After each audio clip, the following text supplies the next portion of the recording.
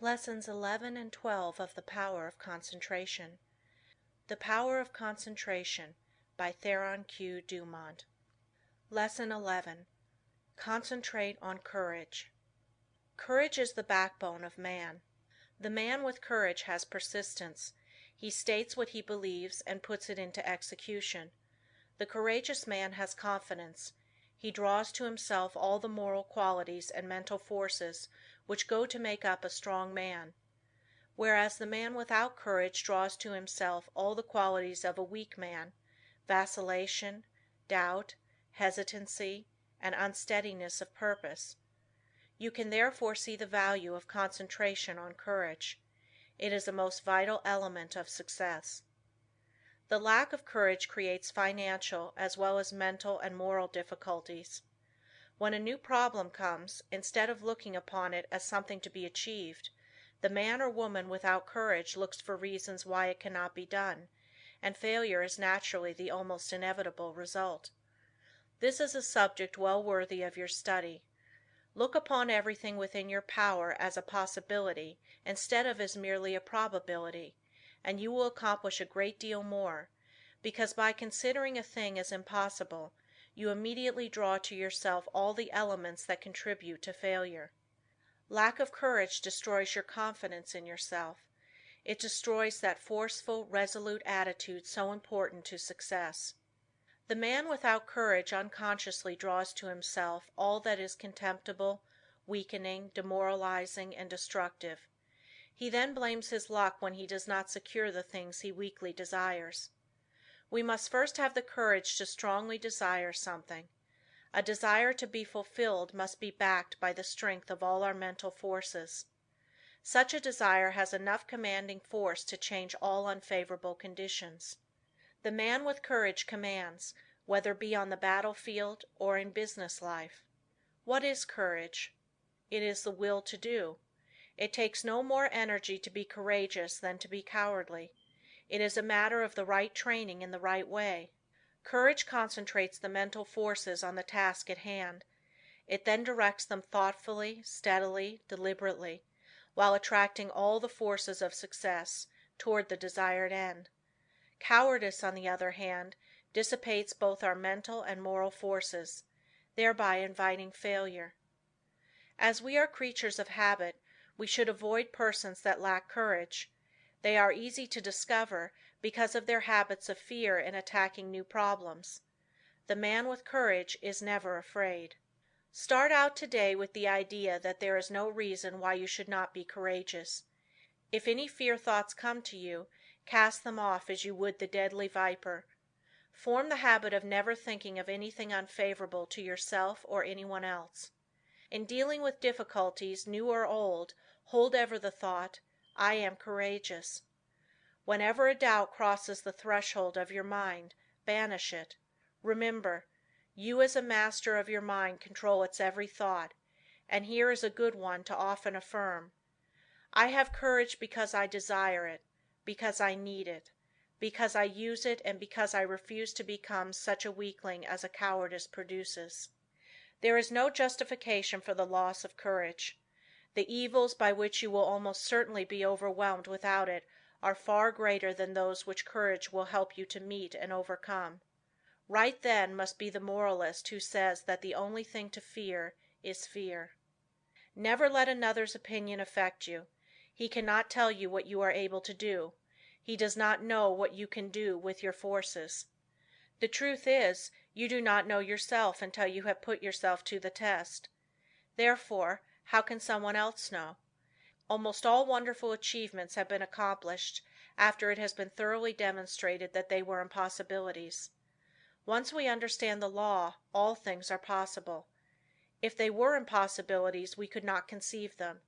Just the moment you allow someone to influence you against what you think is right, you lose that confidence in yourself that inspires courage, and carries with it all the forces which courage creates.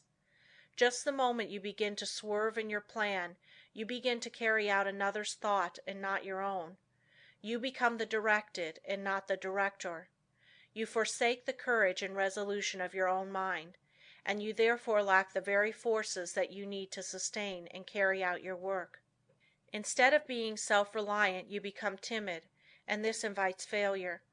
When you permit yourself to be influenced from your plan by another, you are unable to judge as you should, because you have allowed another's influence to deprive you of your courage and determination, without absorbing any of his in return, so you are in much the same predicament as you would be in if you turned over all your worldly possessions to another without getting value received. Concentrate on just the opposite of fear, want, poverty, sickness, etc. Never doubt your own ability. You have plenty, if you will just use it. A great many men are failures because they doubt their own capacity. Instead of building up strong mental forces which would be of the greatest use to them, their fear thoughts tear them down. Fear paralyzes energy. It keeps us from attracting the forces that go to make up success. Fear is the worst enemy we have. There are few people that really know that they can accomplish much. They desire the full extent of their powers, but alas, it is only occasionally that you find a man that is aware of the great possibilities within him. When you believe with all your mind and heart and soul that you can do something, you thereby develop the courage to steadily and confidently live up to that belief. You have now gone a long way towards accomplishing it. The chances are that there will be obstacles, big and little, in your way, but resolute courage will overcome them and nothing else will. Strong courage eliminates the injurious and opposing forces by summoning their masters, the yet stronger forces that will serve you. Courage is yours for the asking. All you have to do is to believe in it, claim it, and use it. To succeed in business, believe that it will be successful, assert that it is successful, and work like a beaver to make it so. Difficulties soon melt away before the courageous. One man of courage can fire with his spirit a whole army of men, whether it be military or industrial, because courage, like cowardice, is contagious. The man of courage overcomes the trials and temptations of life. He commands success. He renders sound judgment. He develops personal influence and a forceful character, and often becomes the mentor of the community which he serves. How to overcome depression and melancholia. Both of the former are harmful and make you unhappy. These are states that can be quickly overcome through concentrating more closely on the higher self, for when you do you cut off the connection with the harmful force currents. You can also drive away moods by simply choosing and fully concentrating on an agreeable subject. Through willpower and thought control we can accomplish anything we want to do. There is wonderful inherent power within us all, and there is never any sufficient cause for fear except ignorance. Every evil is but the product of ignorance, and every one that possesses the power to think has the power to overcome ignorance and evil. The pain that we suffer from doing evil are but the lessons of experience, and the object of the pain is to make us realize our ignorance. When we become depressed it is evidence that our thought faculties are combining improperly, and thereby attracting the wrong force currents. All that is necessary to do is to exercise the will and concentrate upon happy subjects. I will only think of subjects worthy of my higher self and its powers. Lesson 12. Concentrate on wealth. It was never intended that man should be poor. When wealth is obtained under the proper conditions it broadens the life. Everything has its value. Everything has a good use and a bad use. The forces of mind, like wealth, can be directed either for good or evil. A little rest will recreate forces. Too much rest degenerates into laziness and brainless dreamy longings. If you acquire wealth unjustly from others, you are misusing your forces, but if your wealth comes through the right sources, you will be blessed. Through wealth we can do things to uplift ourselves and humanity. Wealth is many persons' goal. It therefore stimulates their endeavor. They long for it in order to dress and live in such a way as to attract friends. Without friends they would not be so particular of their surroundings. The fact is the more attractive we make ourselves and our surroundings, the more inspiring are their influences. It is not conducive to proper thought to be surrounded by conditions that are uncongenial and unpleasant. So the first step toward acquiring wealth is to surround yourself with helpful influences. To claim for yourself an environment of culture, place yourself in it and be molded by its influences. Most great men of all ages have been comparatively rich. They have made or inherited money. Without money they could not have accomplished what they did. The man engaged in physical drudgery is not likely to have the same high ideals as the man that can command comparative leisure. Wealth is usually the fruit of achievement. It is not, however, altogether the result of being industrious. Thousands of persons work hard who never grow wealthy. Others with much less effort acquire wealth. Seeing possibilities is another step toward acquiring wealth. A man may be as industrious as he can possibly be, but if he does not use his mental forces, he will be a laborer, to be directed by the man that uses to good advantage his mental forces. No one can become wealthy in an ordinary lifetime by mere savings from earnings. Many scrimp and economize all their lives, but by so doing waste all their vitality and energy. For example, I know a man that used to walk to work. It took him an hour to go and an hour to return. He could have taken a car and gone in 20 minutes. He saved 10 cents a day but wasted an hour and a half. It was not a very profitable investment unless the time spent in physical exercise yielded him large returns in the way of health.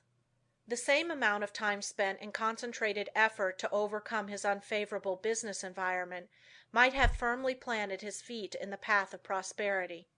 One of the big mistakes made by many persons of the present generation is that they associate with those who fail to call out or develop the best that is in them.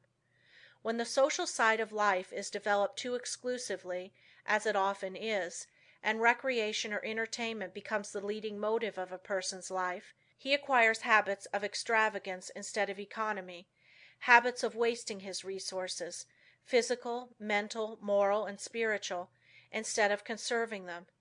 He is, in consequence, lacking in proper motivation. His God-given powers and forces are undeveloped, and he inevitably brings poor judgment to bear upon all the higher relationships of life. While as to his financial fortunes, he is ever the leaner, often a parasite, and always, if opportunity affords, as heavy a consumer as he is a poor producer.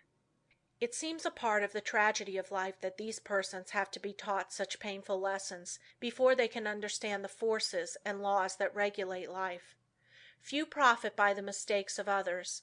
They must experience them for themselves and then apply the knowledge so gained in reconstructing their lives. Any man that has ever amounted to anything has never done a great deal of detail work for long periods at any given time. He needs his time to reflect. He does not do his duties today in the same way as yesterday, but as the result of deliberate and concentrated effort, constantly tries to improve his methods. The other day I attended a lecture on prosperity. I knew the lecturer had been practically broke for 10 years. I wanted to hear what he had to say. He spoke very well. He no doubt benefited some of his hearers, but he had not profited by his own teachings. I introduced myself and asked him if he believed in his maxims. He said he did.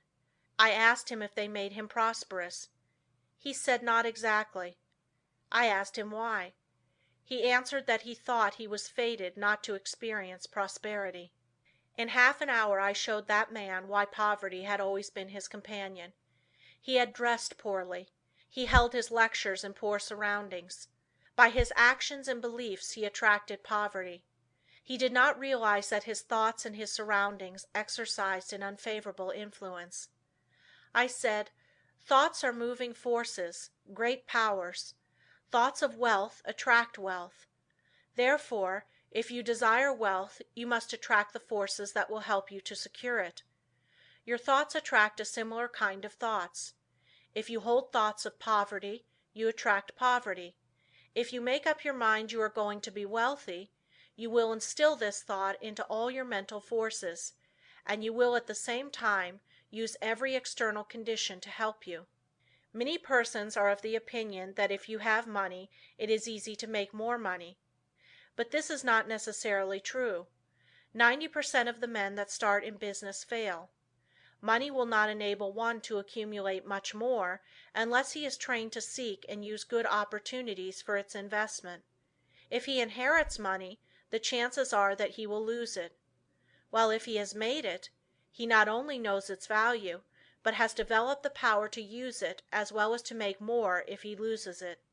Business success today depends on foresight, good judgment, grit, firm resolution and settled purpose. But never forget that thought is as real a force as electricity. Let your thoughts be such that you will send out as good as you receive. If you do not, you are not enriching others, and therefore deserve not to be enriched. The man that tries to get all he can from others for nothing becomes so selfish and mean that he does not even enjoy his own acquisitions. We see examples of this every day. What we take from others will in turn be taken from us. All obligations have to be met fairly and squarely. We cannot reach perfection until we discharge every obligation of our lives. We all realize this, so why not willingly give a fair exchange for all that we receive? Again I repeat that the first as well as the last step in acquiring wealth is to surround yourself with good influences.